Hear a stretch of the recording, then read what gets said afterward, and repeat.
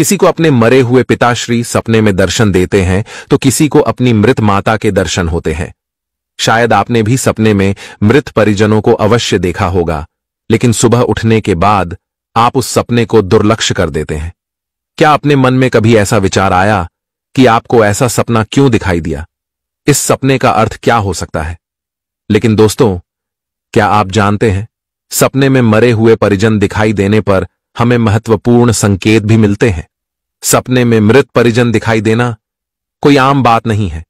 इसके पीछे गहरा रहस्य छिपा हुआ है, जिनका वर्णन हमारे पुराणों में किया गया है।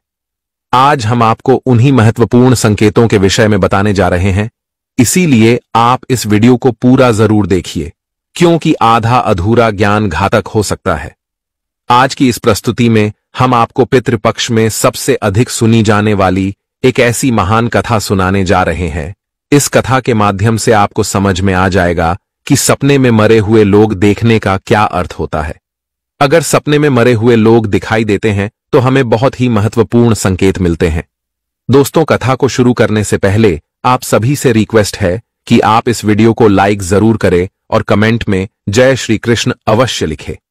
तो चलिए आपको सुनाते हैं वह प्राचीन महान कथा। इस कथा को सुनने मात्र से ही पितरों की कृपा प्राप्त होती है। आइए सुनते हैं वह कथा। दोस्तों, एक बार देवर्षि नारद यमराज से मिलने के लिए यमलोक जाते हैं। यमराज देवर्षि नारद का बड़े प्रेम से आदर एवं सत्कार करते हैं और उन्हें प्रणाम करते हुए पूछने लगते हैं, हे देवर्षि, यमपुरी में आपका स्वागत है। आपके दर्शन से आज मैं धन्य हुआ और आपके चरण पड़ने से यमपुरी की शोभा बढ़ गई है। इस प्रकार से यमराज के द्वारा स्वागत किए जाने पर देवर्षि नारद प्रसन्न होते हैं और यमराज को भी प्रणाम करते हैं और कहते हैं, हे मृत्यु के देवता यमराज, आपको भी मेरा प्रणाम है। आपके आदर सत्कार से हम अत्यंत प्रसन्न हुए। फिर यमराज नारद जी से कहते हैं, हे देवर्षि, आज आपका यमलोक में आने का क्या प्रयोजन है? अवश्य ही कोई महत्वपूर्ण कार्य अथवा कोई महत्वपूर्ण समाचार लेकर आप आए होंगे, या फिर हमसे कोई भूल तो नहीं हुई है? कृपया बताइए, मैं आपकी क्या सेवा कर सकता हूं? तब देवर्षि नारद कहते हैं, हे धर्मराज, आप तो मृत्यु के तथा न्याय के देवता हैं। आप तीनों लोकों के सभी जीवित और मृत प्राणियों का लेखा जोखा रखते हैं। आपको समस्त चराचरों के भूत और भविष्य का भी ज्ञान है। इसीलिए मैं आपके पास कुछ शंका लेकर आया हूं, जिसे दूर करने की कृपा करे। फिर यमराज कहते हैं, हे देवर्षि, आप सत्य कहते हो। हम तीनों लोकों में निवास करने वाले सभी जीवित और मृत प्राणियों का लेखा जोखा अवश्य रखते हैं, किंतु आपके मन की बात जानना हमारे बस का नहीं है। आप तो तीनों लोकों की खबर रखते हैं। आप भगवान विष्णु के सबसे प्रिय भक्त हैं। आप समस्त शास्त्रों का भी ज्ञान रखते हैं, किंतु अगर आप मुझसे कुछ जानना चाहते हैं तो मैं अवश्य ही आपकी सहायता करूंगा। हे देवर्षि, आपकी जो भी शंका और प्रश्न है, आप निसंकोच पूछ सकते हैं। मैं अपने सामर्थ्य के अनुसार उनका जवाब देने का प्रयास अवश्य ही करूंगा। देवर्षि नारद कहते हैं, हे यमराज, मैं पृथ्वी लोक का भ्रमण करके आया हूं। मैंने पिशाच, प्रेत, कूष्मांड, वेताल, चुड़ैल, पिशाचिनी आदि प्रकार की कई विचित्र चीजें देखी हैं जो जंगल में निवास करती है। इसके साथ ही मैंने देखा है, ये सभी दुष्ट शक्तियां मनुष्यों को परेशान करती है, उन्हें दुख देती है। इसका क्या कारण है? ये सभी बुरी शक्तियां मनुष्यों को क्यों परेशान करती हैं? तथा मेरे मन में अन्य एक प्रश्न है कि मनुष्य कई बार सपने में अपने पूर्वजों को देखता है, तो इसका क्या अर्थ होता है? सपने में मरे हुए लोग दिखाई देने का क्या मतलब है? इससे मनुष्य को कौन से संकेत मिलते हैं? मैं समस्त मनुष्य जाति के कल्याण के लिए इन प्रश्नों के उत्तर जानने के लिए ही आपके पास आया हूं। नारद जी के प्रश्न सुनकर यमराज कहते हैं, हे देवर्षि, आपने समस्त मानव जाति के कल्याण के लिए उचित ही प्रश्न किए हैं। मैं आपको इन सभी प्रश्नों के उत्तर अवश्य देता हूं, किंतु उससे पहले मैं आपको एक अत्यंत पवित्र कथा सुनाता हूं। इस कथा में आपको सभी प्रश्नों के उत्तर मिल जाएंगे। आप इस कथा को ध्यान से अवश्य सुने। जो भी मनुष्य इस कथा का श्रवण करता है, मैं उसके 32 अपराध माफ करता हूं। तब नारद जी कहते हैं, हे धर्मराज, आप मुझे वह महान कथा सुनाइए, मैं इसे ध्यान से सुनूंगा। तो दोस्तों, फिर यमराज देवर्षि नारद को यह महान कथा सुनाते हैं। तो चलिए आपको वह कथा सुनाते हैं। आप सभी इस कथा को ध्यान से सुनिए। एक समय की बात है, मध्य देश में एक अत्यंत शोभायमान नगरी थी, जहां पर एक सेठ अपने 4 भाइयों के साथ निवास करता था। उस सेठ का नाम धर्मण था। उसके 4 भाई सुमन, नंदन, विरचन और विभान थे। सेठ और उसके सभी भाइयों का विवाह हो चुका था और सभी बड़े प्रेम के साथ एक दूसरे के साथ रहते थे। सेठ के पास किसी चीज की कोई कमी नहीं थी। वह और उसके भाई बहुत मेहनती थे और मिलजुल कर व्यापार और खेती करते थे। पूरे नगर में सेठ के जितना कोई धनवान नहीं था। यह सारी संपत्ति सेठ को उसके पूर्वजों से ही प्राप्त हुई थी। सेठ के पूर्वज महादानी और दयावान थे। वे सभी दान धर्म तथा अनेक प्रकार के यज्ञ, हवन आदि धार्मिक कार्य किया करते थे। किंतु सेठ कंजूस स्वभाव का था और उसके अंदर पूर्वजों के लक्षण नहीं थे। सेठ न दान धर्म करता और न ही यज्ञ तथा हवन आदि कार्य करता था। सेठ ने धन तो बहुत इकट्ठा किया था, किंतु उसने कभी अपने धन का सदुपयोग नहीं किया। उसने कभी किसी को फूटी कौड़ी भी दान में नहीं दी और ना ही उसने कभी दूसरों को भोजन कराया। सेठ के पूर्वज तो मंदिरों में भंडारा दिया करते थे, गरीबों को वस्त्र तथा अन्न का दान किया करते थे, लेकिन सेठ ने अपने पूर्वजों का कभी अनुसरण नहीं किया। वह हमेशा ही धन कमाने में और धन का संचय करने में लगा रहता था, जिससे उसके पास बहुत सारी धन संपत्ति तो हो गई, लेकिन उसके पूर्वज उससे बहुत दुखी और नाराज हो गए। फिर पितृपक्ष आया। पितृपक्ष में सभी पूर्वज अपने पुत्रों के द्वारा श्राद्ध और तर्पण की अपेक्षा कर रहे थे, किंतु उनके किसी भी पुत्र ने अपने पूर्वजों के लिए न श्राद्ध किया और न ही तर्पण किया। उन्होंने न दान धर्म किया और न ही किसी भूखे प्राणी को भोजन कराया। अपने पुत्रों को ऐसी दुष्टता देखकर सभी पितृगण अत्यंत दुखी हुए। सेठ के पूर्वजों को अपने पुत्र का व्यवहार ठीक नहीं लगता था। इसी कारण से वे पितृलोक में भी दुखी ही रहा करते थे। धन कमाने के लालच में सेठ इतना उन्मत्त हो गया कि वह अपने पूर्वजों को भी भूल गया और उसने अपने पूर्वजों का श्राद्ध तथा तर्पण आदि कार्य करना भी बंद कर दिया, जिससे उसके पूर्वजों की आत्मा की तृप्ति नहीं होती थी। वे अपने पुत्र के ऐसे व्यवहार से दुखी रहने लगे। फिर एक दिन उस सेठ के पूर्वज चर्चा करते हैं। वे एक दूसरे से कहने लगते हैं, हमारा बड़ा ही दुर्भाग्य है जो हमारे कुल में इतने स्वार्थी और लालची पुत्रों का जन्म हुआ है। हमारे पुत्र न हमारे लिए श्राद्ध करते हैं और न ही दान धर्म करते हैं। हमारे पुत्रों के कुकर्मों के कारण हमारा पतन हो रहा है। इस प्रकार से विचार करके वे सभी पितृ अपने पुत्रों से मिलने के लिए जाने के विषय में सोचने लगते हैं और कहते हैं, हमें यमराज के पास जाना चाहिए। अब वे ही हमारी इस समस्या का समाधान कर सकते हैं। हम सभी यमराज के पास जाकर उनसे हमारे पुत्रों को मिलने के लिए जाने की अनुमति मांगेंगे। फिर सभी पितृगण आकाश मार्ग से उड़ते हुए पितृलोक से यमलोक में यमराज के पास जाते हैं। वहां पर जाकर वे सभी यमराज को नमस्कार करते हैं। पितृगणों को यमपुरी में आया हुआ देखकर यमराज भी उनका स्वागत करते हैं और उनके आने का कारण पूछते हैं। तब सभी पितृ हाथ जोड़कर अपना दुख बताने लगते हैं। वे सभी पितृ यमराज से कहते हैं, हे धर्मराज, हमारे पुत्रों की मति भ्रष्ट हो गई है। हमारे पुत्र न दान करते हैं और न श्राद्ध और तर्पण करते हैं। उनके अशुभ आचरण से हमारा पतन हो रहा है। वे कभी दान धर्म नहीं करते हैं, जिस कारण से हमारी संतुष्टि नहीं हो रही है। कृपया आप हमें हमारे पुत्रों से मिलने के लिए एक बार जाने दे। हम हमारे पुत्रों को समझाकर लौट आएंगे। उन्हें शास्त्रों का ज्ञान देकर फिर से यमलोक लौट आएंगे। तब यमराज ने उन्हें आज्ञा देते हुए कहा, हे महात्माओं, तुम अपने पुत्र को मिलने के लिए तो नहीं जा सकते, किंतु तुम अपने पुत्र को स्वप्न के माध्यम से संकेत अवश्य दे सकते हो। इसीलिए आप सभी अपने पुत्रों को उनके सपने में जाकर संकेत देकर उन्हें अपना दुख समझा सकते हैं। फिर वे सभी पितृ इस बात पर सहमत हो जाते हैं और एक एक करके अपने सभी पुत्रों के सपनों में जाकर उन्हें दर्शन देते हैं। सबसे पहले वे अपने बड़े पुत्र के अर्थात उस सेठ धर्मण के सपने में उसे दर्शन देते हैं और उसे संकेत देते हैं, किंतु उनका बड़ा पुत्र उनके संकेतों को समझ नहीं पाता है। दूसरे दिन जागने पर वह उस सपने को भूल जाता है और अपने पितरों के द्वारा दिए गए संकेतों को भी नजरअंदाज कर देता है। इससे वे सभी पितृगण फिर से निराश हो जाते हैं और फिर सभी पितृगण अन्य पुत्रों के सपनों में जाकर भी उन्हें दर्शन देने लगते हैं तथा उन्हें अनेक प्रकार के संकेत भी देते हैं, लेकिन उनके बाकी पुत्र भी उन संकेतों को दुर्लक्ष्य कर देते हैं कोई भी अपने पूर्वजों के द्वारा बताए हुए संकेतों को समझ नहीं पाता है, जिससे सभी पितृगण अत्यंत दुखी और नाराज हो जाते हैं। सेठ और उसके भाई धन कमाने के लालच में पूरी तरह अंधे हो चुके थे। उन्हें पूर्वजों के प्राप्त द्वारा दिव्य संकेतों का महत्व कुछ भी नहीं लगता था। किंतु पितरों के स्वप्न में दर्शन देने के कुछ ही दिनों के बाद उस सेठ को व्यापार में नुकसान उठाना पड़ता है। उसे व्यापार में बहुत ज्यादा घाटा होने लगता है, जिससे उसकी सारी धन संपत्ति नष्ट हो जाती है। सभी भाइयों में वाद विवाद और लड़ाई झगड़े होने लगते हैं। पूर्वजों द्वारा जमा की हुई सारी जमीन जायदाद को वे बेच डालते हैं और पूरी तरह से बर्बाद हो जाते हैं। सभी भाई एक दूसरे से अलग हो जाते हैं और अपना अपना पेट पालने में लग जाते हैं।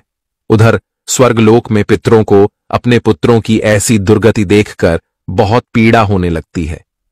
सभी पितृगण अत्यंत दुखी और उदास हो जाते हैं।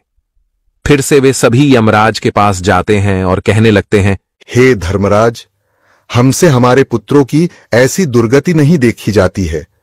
हमारे द्वारा किए गए सभी पुण्य कर्मों को हमारे पुत्रों ने नष्ट कर डाला है। कृपया आप कुछ ऐसा उपाय करें जिससे हमारे पुत्रों को उनकी भूल का पता चल जाए। फिर यमराज उन पितरों से कहते हैं, हे महात्माओं, तुम्हारी इस व्यथा को मैं समझता हूं। मैं तुम्हारी अवश्य ही सहायता करूंगा। मैं स्वयं तुम्हारे पुत्रों के पास जाकर उन्हें उनकी भूल के बारे में बताता हूं। फिर दोस्तों, यमराज अपने भैंसे पर सवार होकर पृथ्वी लोक पर आते हैं और उस सेठ के घर की तरफ जाने लगते हैं। जब यमराज सेठ के घर के समीप पहुंच जाते हैं, तभी वे एक साधु का रूप धारण कर लेते हैं। सबसे पहले वे उस सेठ के घर पर जाते हैं तो वह सेठ अत्यंत बीमार पड़ा हुआ होता है। द्वार पर जाकर यमराज कहने लगते हैं, भिक्षाम देही, भिक्षाम देही, क्या घर में कोई है? हे माई, तुम्हारे द्वार पर एक साधु आया है जो बड़े दूर से यात्रा करके आया है। कोई हो तो भिक्षा दो। भिक्षाम देही, भिक्षाम देही, अम देही। द्वार पर आए साधु को देखकर उस सेठ की पत्नी सुनंदा उनका स्वागत करती है और कहती है, पधारिए हे साधु महाराज, आपका स्वागत है। कहिए मैं आपकी किस प्रकार से सहायता कर सकती हूँ? वे साधु रूपी यमराज कहते हैं, हे देवी, मैं भूखा हूं और यात्रा पर निकला हूं। यदि दान में कुछ भोजन मिल जाए तो बड़ी कृपा होगी। फिर सेठ की पत्नी कहती है, ठीक है साधु महाराज, आप रुकिए, मैं अभी आपके लिए कुछ भोजन लेकर आती हूँ। सेठ की पत्नी के चेहरे पर दुख के हाव भाव देखकर वे साधु रूपी यमराज कहने लगते हैं, हे पुत्री, तुम्हारे मुखमंडल पर दुख दिखाई पड़ रहा है। अगर कोई गोपनीय बात न हो तो मुझे बताओ, तुम्हारे दुख का क्या कारण है? वह स्त्री कहती है, हे साधु महाराज, आप सत्य कह रहे हैं। पहले हम बहुत धनवान और समृद्ध थे। मेरे पति और उनके भाई सभी साथ साथ रहते थे, किंतु अचानक ही सभी भाइयों में झगड़ा हो गया। अचानक से हमारा सारा व्यापार डूब गया और हम सभी दरिद्री हो गए हैं। यह किस दोष के कारण हुआ है? कृपया आप हमें बताइए। तब साधु कहता है, हे पुत्री, तुम्हारे घर में पितृ दोष है। उसी कारण से तुम्हारे पति की यह दशा हुई है। तुम्हारे पति के कर्मों के कारण उसके पूर्वज रुष्ट हुए हैं। साधु की बात सुनकर वह सेठ वहां पर आता है और साधु से पूछने लगता है, हे साधु महाराज, कृपया मुझे बताइए, मैंने ऐसा कौन सा पाप किया है जो मेरा सब कुछ बर्बाद हो गया? मेरे भाई भी मुझे छोड़कर चले गए और मैं बीमार पड़ गया। तब वह साधु कहते हैं, हे पुत्र, तुमने अपने पूर्वजों को नाराज किया है। तुम्हारे पूर्वजों ने जो संपत्ति और पुण्य अर्जित किया था उसे तुमने और तुम्हारे भाइयों ने नष्ट कर दिया। इसी कारण से तुम्हारी यह दुर्गति हुई है। तुम लोगों ने अपने पितरों का श्राद्ध नहीं किया, उनका तर्पण नहीं किया। इसी कारण से तुम्हारे सभी पूर्वज तुमसे रुष्ट हो गए हैं।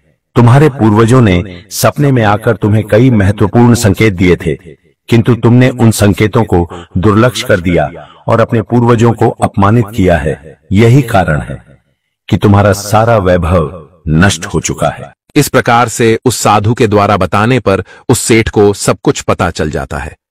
उसे याद आता है कि उसके सपने में उसके पूर्वजों ने उसे दर्शन दिए थे। वह सेठ उस साधु से कहता है, हे साधु महात्मा, आप सत्य कह रहे हैं। हमारे पूर्वजों ने हमें सपने में दर्शन अवश्य दिए थे, किंतु हम उनके द्वारा दिए गए संकेतों को समझ नहीं पाए। कृपया आप मुझे सपने में पूर्वजों को देखने पर क्या संकेत मिलते हैं, इस बारे में बताइए। फिर वह साधु कहते हैं, हे पुत्र, अब तुम ध्यान से सुनो। मैं तुम्हें सपने में पूर्वज दिखाई देने पर मिलने वाले संकेतों के बारे में बताता हूं। साधु रूपी यमराज कहते हैं, हे पुत्र, यदि पितरों का उद्धार नहीं होता है तो वे प्रेत योनि में ही मृत्यु लोक पर भटक रहे होते हैं। वे भूख प्यास से व्याकुल होकर अपने परिवारजनों के घर में प्रवेश करते हैं।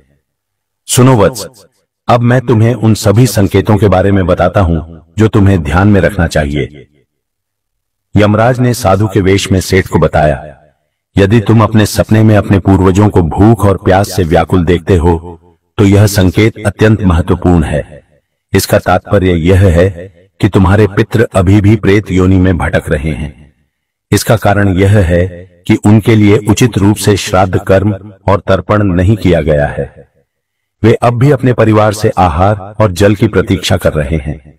यह स्थिति तब उत्पन्न होती है जब पूर्वजों का तर्पण समय पर नहीं किया जाता या जब श्राद्ध की प्रक्रिया को पूरी श्रद्धा से नहीं निभाया जाता। तुम्हारे पूर्वज स्वप्न के माध्यम से अपनी पीड़ा व्यक्त कर रहे हैं ताकि तुम उनकी स्थिति को समझो और उनके लिए आवश्यक धार्मिक अनुष्ठान कर सको। इस समस्या का समाधान यही है कि अपने पितरों के लिए विधि पूर्वक श्राद्ध कर्म और तर्पण किया जाए। सेठ को और स्पष्ट करते हुए यमराज बोले, अगर तुम्हें अपने सपने में मृत पूर्वज जंजीरों में बंधे हुए दिखाई देते हैं तो यह अत्यंत चिंता का विषय है।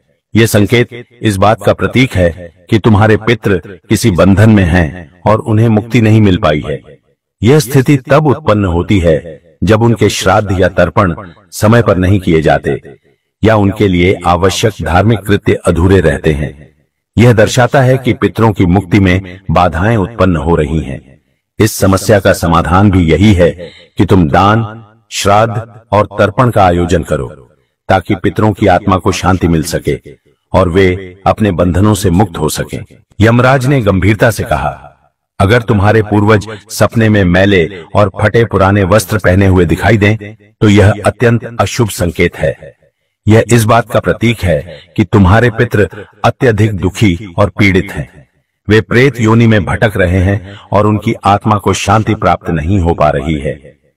यह तब होता है जब उनके लिए श्राद्ध कर्म, तर्पण और पिंडदान नहीं किया जाता। इसलिए जब भी इस प्रकार का सपना आए, अपने पूर्वजों की आत्मा की शांति के लिए तुरंत पिंडदान और तर्पण करना अनिवार्य होता है।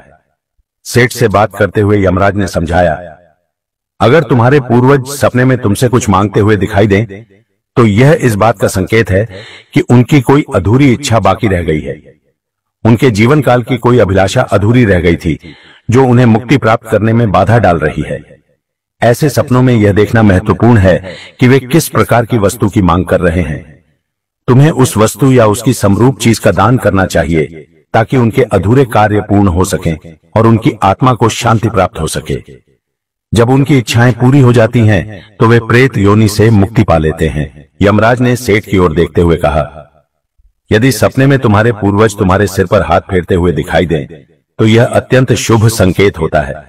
इसका अर्थ यह है कि तुम्हारे पूर्वज तुमसे अत्यधिक प्रसन्न हैं और तुम्हें अपना आशीर्वाद दे रहे हैं। ऐसे सपने इस बात का प्रतीक होते हैं कि तुम्हारे जीवन में कुछ अच्छा होने वाला है और तुम्हारे पूर्वज सदैव तुम्हारे साथ रहकर तुम्हारी रक्षा कर रहे हैं। यह संकेत तुम्हारे पितरों की प्रसन्नता का प्रतीक है जो उनके आशीर्वाद के रूप में प्रकट हो रहा है। यमराज ने समझाया, अगर तुम्हारे पूर्वज सपने में तुम्हारी ओर हाथ बढ़ाते हुए दिखाई दें तो यह अत्यंत शुभ संकेत है। इसका अर्थ यह है कि तुम्हारे पितृ तुम्हारे प्रयासों से संतुष्ट हैं और तुम्हें जीवन में सफलता मिलेगी। ऐसे सपने दिखना यह दर्शाता है कि तुम्हारे पितृ तुम्हारे साथ हैं और वे तुम्हारी उन्नति और सफलता के लिए आशीर्वाद दे रहे हैं। इस प्रकार के सपने आने पर तुम्हें यह सुनिश्चित करना चाहिए कि तुम सही मार्ग पर चल रहे हो। यमराज ने चिंतित स्वर में कहा, यदि सपने में तुम्हारे पूर्वज अचानक अदृश्य हो जाते हैं तो यह एक अशुभ संकेत होता है। इसका अर्थ है कि तुम्हारे जीवन में कोई संकट आने वाला है और तुम्हें सावधान हो जाना चाहिए। यह सपने इस बात का सूचक है कि निकट भविष्य में कोई बड़ी कठिनाई तुम्हारे सामने आ सकती है। ऐसे सपनों से यह सीख मिलती है कि हमें मानसिक और आध्यात्मिक रूप से किसी भी आने वाले कष्ट के लिए तैयार रहना चाहिए। सेठ को और अधिक गंभीर होते हुए यमराज बोले, अगर सपने में तुम्हारे पूर्वज क्रोधित अवस्था में दिखाई दें, तो यह इस बात का संकेत है कि वे तुमसे नाराज हैं। इसका अर्थ यह है कि तुम कोई ऐसा कार्य कर रहे हो जो उन्हें पसंद नहीं है और वे चाहते हैं कि तुम उस कार्य को बंद कर दो। यह एक चेतावनी है कि तुम्हारे कर्मों में कोई कमी है और तुम्हें अपने मार्ग पर विचार करना चाहिए। इस प्रकार का सपना आने पर तुम्हें अपने कार्यों की समीक्षा करनी चाहिए और सही मार्ग पर चलने का प्रयास करना चाहिए। यमराज ने दुख भरे स्वर में कहा, अगर तुम अपने सपने में अपने पूर्वजों को रोते हुए देखो तो यह अत्यंत अशुभ संकेत है। यह इस बात का प्रतीक है कि तुम्हारे जीवन में कोई बड़ा संकट आने वाला है और तुम्हारे पूर्वज उस संकट से बहुत दुखी हैं। ये सपने इस बात की चेतावनी देते हैं कि तुम्हें सतर्क हो जाना चाहिए और ईश्वर की भक्ति में मन लगाना चाहिए ताकि उस संकट से तुम्हारी रक्षा हो सके। यमराज मुस्कुराते हुए बोले, यदि सपने में तुम्हारे पूर्वज स्वस्थ, प्रसन्न और तेजस्वी दिखाई दें, तो यह अत्यंत शुभ संकेत है। इसका अर्थ है कि तुम्हारे पितरों को मुक्ति मिल चुकी है और वे तुमसे प्रसन्न हैं। ऐसे सपने इस बात का संकेत होते हैं कि तुम्हारे पितृ तुम्हें आशीर्वाद दे रहे हैं और तुम्हारे जीवन में सुख, शांति और समृद्धि आने वाली है। यह संकेत यह दर्शाता है कि तुम सही मार्ग पर हो और तुम्हारे पूर्वज तुम्हारी प्रगति से संतुष्ट हैं। यमराज ने चेतावनी भरे स्वर में कहा, अगर पितृपक्ष के दौरान तुम्हें सपने में घोड़ा, हाथी, बैल या कोई विकृत मनुष्य दिखाई दे, तो यह इस बात का संकेत है कि तुम्हारे पितरों की मुक्ति नहीं हुई है और वे अब भी प्रेत योनि में भटक रहे हैं। यह इस बात का भी संकेत है कि वे तुमसे अत्यंत दुखी हैं। ऐसे संकेत मिलने पर तुम्हें तुरंत पितरों की संतुष्टि के लिए दान और श्राद्ध करना चाहिए ताकि उनकी आत्मा को शांति मिल सके। अंत में यमराज बोले, यदि तुम्हें सपने में कोई जानवर जैसे कुत्ता, बैल, गाय या अन्य पशु मनुष्य की तरह बात करते हुए दिखाई दें, तो यह अत्यंत विचलित करने वाला संकेत है। इसका अर्थ यह है कि तुम्हारे पितरों की आत्मा को शांति नहीं मिल रही है। यह इस बात का संकेत है कि तुमने उनके लिए आवश्यक धार्मिक कृत्य अधूरे छोड़े हैं। इस स्थिति में तुम्हें तर्पण, पिंडदान या अन्य धार्मिक अनुष्ठान करके अपने पितरों की आत्मा की शांति के लिए प्रार्थना करनी चाहिए।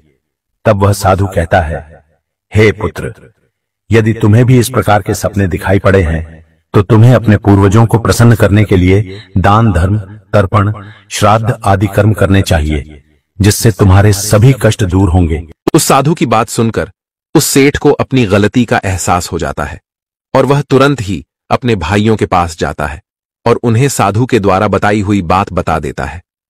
फिर सभी भाइयों को समझ में आ जाता है कि उनके पूर्वज उन्हें सपने में आकर संकेत दे रहे थे। फिर वे सभी भाई मिलकर नदी के तट पर जाते हैं और अपने पूर्वजों के लिए श्राद्ध, तर्पण, दान, धर्म आदि कार्य करते हैं और अपने पितरों को संतुष्ट करते हैं।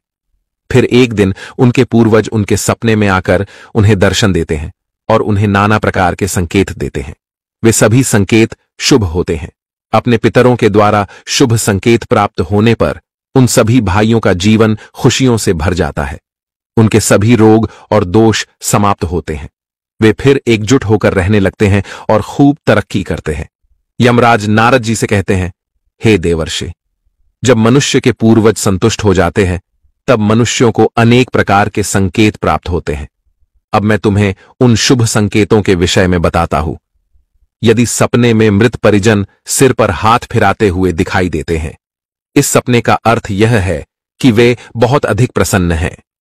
पूर्वज यह संकेत दे रहे हैं कि उस मनुष्य के जीवन में कुछ बहुत ही अच्छा होने वाला है। यदि पूर्वज मनुष्य की ओर हाथ बढ़ाते हुए दिखाई देते हैं, तो पूर्वज यह संकेत दे रहे हैं कि मनुष्य जो भी काम कर रहे हैं उससे वे संतुष्ट हैं और उसे उस कार्य में अवश्य ही सफलता प्राप्त होगी। यदि सपने में पूर्वज स्वस्थ दिखाई देते हैं, उनके मुखमंडल पर तेज दिखाई देता है और उनके वस्त्र चमकीले और सफेद रंग के होते हैं, तो उन पितरों को मुक्ति मिल चुकी है, ऐसा समझना चाहिए। अगर सपने में पूर्वज दूर आकाश में बादलों पर बैठे हुए दिखाई देते हैं, तो यह शुभ संकेत है। मनुष्य के पूर्वज अत्यंत प्रसन्न है और उसे आशीर्वाद दे रहे हैं। इस प्रकार से उन सभी भाइयों को पूर्वजों के द्वारा शुभ संकेत प्राप्त होते हैं और उनका खोया हुआ सारा धन और संपत्ति उन्हें वापस मिल जाते हैं और सभी भाई मिलजुल कर एक साथ रहने लगते हैं और सुखपूर्वक 100 वर्षों तक जीवन व्यतीत करके दिव्य विमानों में बैठकर पितृलोक चले जाते हैं। तो दोस्तों, इस प्रकार से यमराज ने देवर्षि नारद को पितरों के द्वारा मिलने वाले संकेत बताए हैं। आपको यह कथा कैसी लगी कमेंट करके जरूर बताएं। जानकारी अच्छी लगी तो वीडियो को लाइक करें और कमेंट में जय श्री कृष्ण जरूर लिखें।